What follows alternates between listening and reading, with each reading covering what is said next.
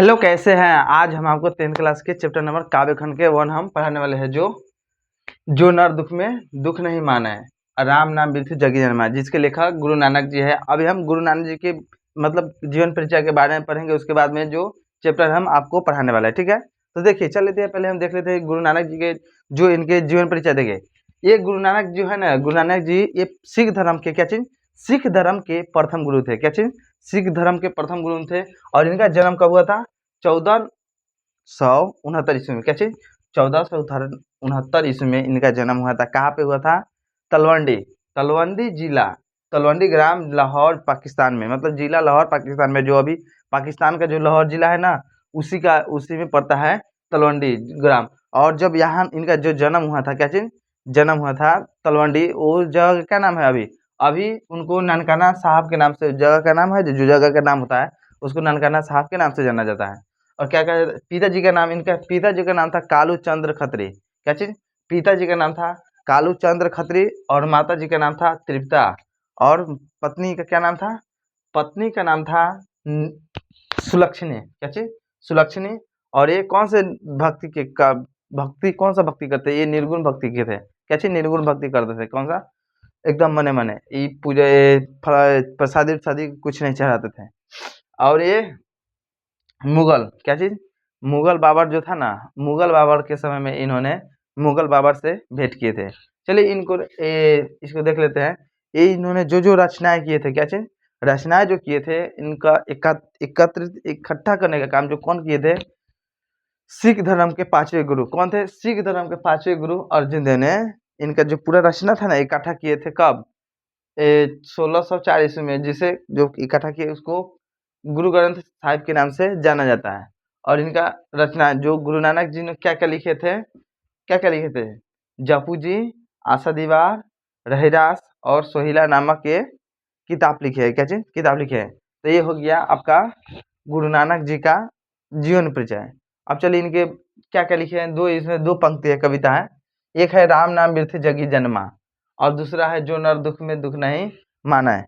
मतलब कि कहने का मतलब है, पहले का पॉइंट हम समझते हैं। क्या चीज, पहले राम नाम बिरथि जगी जन्मा में राम नाम, मतलब कि उनका कहना है कि राम नाम, अब मान लीजिए जो मनुष्य राम नाम नहीं लेता है उस जग धरती पर, उसका जन्म व्यर्थ है। क्या चीज, राम नाम बिरथि जग जन्मा। अगर धरती पर आए हो तो राम नाम का जप करना ही है। अगर नहीं करिएगा तो आपका जीवन व्यर्थ माना जाएगा, ठीक है। और वो उनका बोली जो होता है ना, जो बोलेंगे, जो राम नाम जप नहीं करेंगे, वो बोलेंगे, उसका जो 20 बोली हो जाएगा ना, बोली 20 निष्फल हो जाएगा। बोली जो होगा निष्फल हो जाएगा। और जो भोजन भी करेंगे, क्या चीज, भोजन भी करेंगे तो वो 20 के समान होगा। क्या चीज, 20 के समान होगा। जो नर दुख में नहीं, जो राम नाम बिरथि जगी जन्म, मतलब राम नाम में जन्म नहीं जप नहीं करेंगे तो उसके व्यर्थ, जन्म लेना व्यर्थ है। बोली बोलेंगे उसका निष्फल हो जाएगा। भोजन भी करेंगे 20 के समान होगा। जो पूरा संसार में कहीं पे भी अगर मान लो दंड कमंडल, मान लीजिए हम पूजा अर्चना कुछ भी करेंगे, तीर्थ घूमेंगे, मान लीजिए हम किताब पढ़ेंगे, पाठ पढ़ेंगे, व्याकरण पढ़ेंगे, कर्म कांड संध्या काल मतलब करेंगे, कुछ भी करेंगे, अगर हम राम नाम का जप ही नहीं करेंगे तो हमारा जीवन जो हो जाएगा ना निष्फल। क्या चीज, निष्फल हो जाएगा, निष्फल। अगर मान लीजिए जो व्यक्ति ये धाम से वो धाम यात्रा करते हैं ना, यात्रा करते हैं, कोई साधु बन जाता है। क्या चीज, कोई साधु बन जाता है, कोई वेशभूष बदल कर घूमते रहता है, वो सब व्यर्थ माना जाएगा। तो इसलिए गुरु नानक जी कह रहा है कि अगर जो मनुष्य अगर जीवन में है, जन्म लिया है, तो ईश्वर का नाम लेना है, भी नहीं लीजिएगा तो आपका जीवन निष्फल माना जाएगा, ठीक है। तो ये होगी आपका पॉइंट, ये होगा एक पंक्ति है। और दूसरा का पंक्ति में है जो नर दुख में दुख नहीं माना। मतलब कि जो मनुष्य, मतलब कि मनुष्य हम लोग को बोला कि जो नर दुख में दुख नहीं मान लगेगा, उसको अपना दुख भी उसको, क्या चीज, उसका दुख भी उसको प्रभावित नहीं कर सकता है। तो उसको वो जो नर दुख में दुख नहीं माने, सुख से भी मतलब उसको सुख भी नहीं प्रभावित कर सकता है। सुख से भी मतलब है दुख में।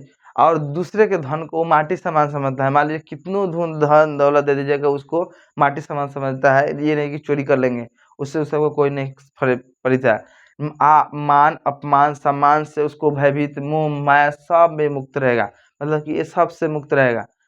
क्या चीज, मुंह मत, उसको कोई भी प्रशंसा गाली भी दीजिएगा, कुछ भी करिएगा, उसको कोई प्रभावित नहीं कर सकता है। नहीं उसको क्रोध, काम क्रोध मतलब काम, क्रोध, वासना, ये सब कुछ उसको प्रभावित नहीं करता है। ऐसे ही व्यक्ति को अगर जो सारे गुण रहेंगे तो रहेंगे ये वाला, तभी ईश्वर का वास होगा ऐसे मनुष्य में, और नहीं तो वो मनुष्य जो है ना निष्फल हो जाएगा। तो क्या कहा है, जो नर दुख में दुख नहीं माने, सुख से ने मनि अति भाय। जो नर दुख में दुख नहीं माने, सुख से ने, मतलब कोई भी काम प्रभावित नहीं कर सकता, कुछ भी हो जाए अगल बगल में कोई प्रभावित नहीं करेगा, उसी को गुरु नानक जी ने बोले है दुख में दुख नहीं माने। तो ये हो गया आपका चैप्टर का पंक्ति का कविता, और ये आपका उनके गुरु नानक जी के विषय में रह गया। ठीक है, चैप्टर हो गया समाप्त। आज के लिए इतना ही, तब तक के लिए बाय।